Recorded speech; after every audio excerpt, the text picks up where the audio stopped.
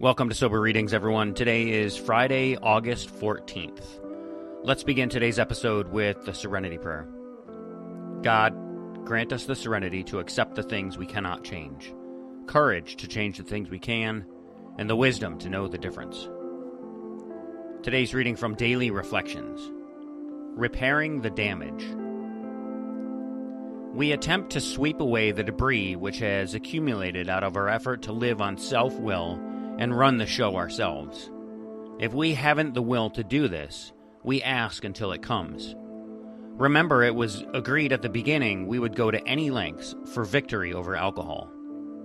And that's from the Big Book of Alcoholics Anonymous, page 76. Making a list of people I had harmed was not a particularly difficult thing to do. They had showed up in my fourth step inventory, people towards whom I had resentments, real or imagined, and whom I had hurt by acts of retaliation. For my recovery to be thorough, I believed it was not important for those who had legitimately harmed me to make amends to me. What is important in my relationship with God is that I stand before Him, knowing I have done what I can to repair the damage I have done. Today's reading from 24 Hours a Day, August 14, AA Thought for the Day. None of us like to think that we are bodily and mentally different from others. Our drinking careers have been characterized by countless vain attempts to prove that we could drink like other people. This delusion that we are like other people has to be smashed. It has been definitely proved that no real alcoholic has ever recovered control. Over any considerable period, we get worse, never better. There is no such thing as making a normal drinker out of an alcoholic. So ask yourself today, am I convinced that I can never drink again normally? The meditation for the day. We should have life and have it more abundantly. Spiritual, mental, physical, abundant life. Joyous, powerful life. This we can have if we follow the right way.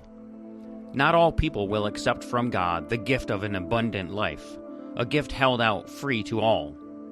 Not all people care to stretch out a hand and take it.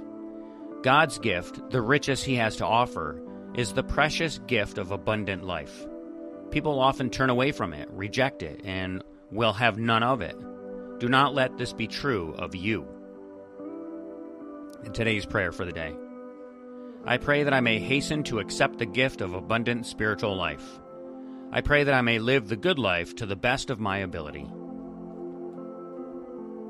And today's meditation from Touchstones. What I do today is important because I am exchanging a day of my life for it. That's a quote from Hugh Mulligan. We show self-respect in how we choose to spend our time. Do we give tasks the time required for our best efforts? Or do we feel unworthy of quality work? Do we have a right to stop working and just play? Are we worth spending time with, just ourselves? Or do we feel meaningful time is only spent with others? Are we worth caring enough about to enjoy bathing, grooming, or getting haircuts? Do we care enough about ourselves to see a dentist or a physician when needed? Choices about how we use our time are basic ethical and creative choices. Beyond self-respect and care, we need to put time into our day for nourishing and enriching our spirits. We do that by reading something thoughtful or meaningful, talking to a friend about the events and feelings of our lives, listening to music, fixing a pleasant meal, exercising, and giving unpaid time and energy to worthwhile causes. I am grateful for the gift of another day, and I will live it creatively and respectfully. And for today's final reading, I'm going to read out of Meditations by Marcus Aurelius. And this is the first passage from Book 2. And the title of Book 2 is On the River Gran, Among the Quadi.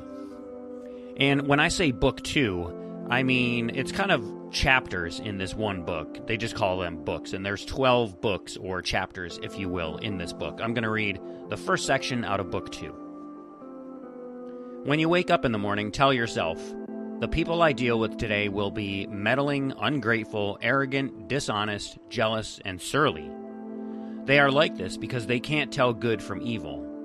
But I have seen the beauty of good and the ugliness of evil, and have recognized that the wrongdoer has a nature related to my own, not of the same blood or birth, but the same mind, and possessing a share of the divine. And so none of them can hurt me. No one can implicate me in ugliness, nor can I feel angry at my relative or hate him. We were born to work together like feet, hands, and eyes, like the 2 rows of teeth, upper and lower. To obstruct each other is unnatural. To feel angry at someone, to turn your back on him, these are obstructions. And again, that was the first passage out of Book 2 from Meditations, written by Marcus Aurelius. And Marcus Aurelius penned these meditations around the year 180 CE. In this first passage, Marcus Aurelius reminds himself that he will meet difficult, selfish, and dishonest people throughout the day, and instead of becoming angry, he should remember that they act from ignorance and that all people are connected. His duty is to remain patient, rational, and cooperative rather than allowing their behavior to disturb his character.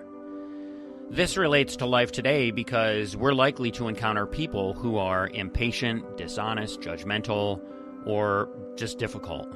Marcus Aurelius reminds you that you can't control their behavior, but you can control whether you let it disturb your peace or pull you away from the person you want to be.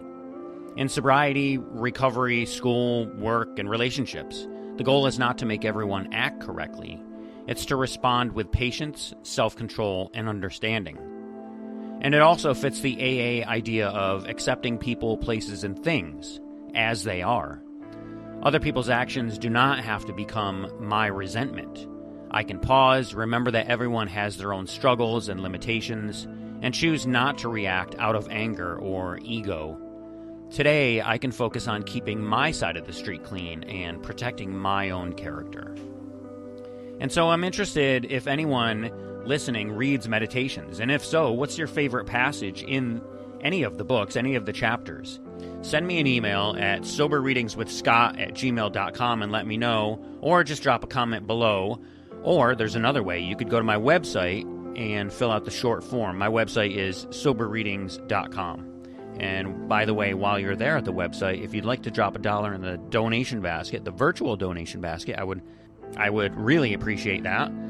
Just click that donate button. So thank you so much for listening today. Stay sober, keep reading, and I'll catch you in the next episode. Until then, take care of yourselves and each other, and remember, just for today, don't drink, go to a meeting, and keep coming back. Have a great day, everyone. And as my friend Larry says, best day ever.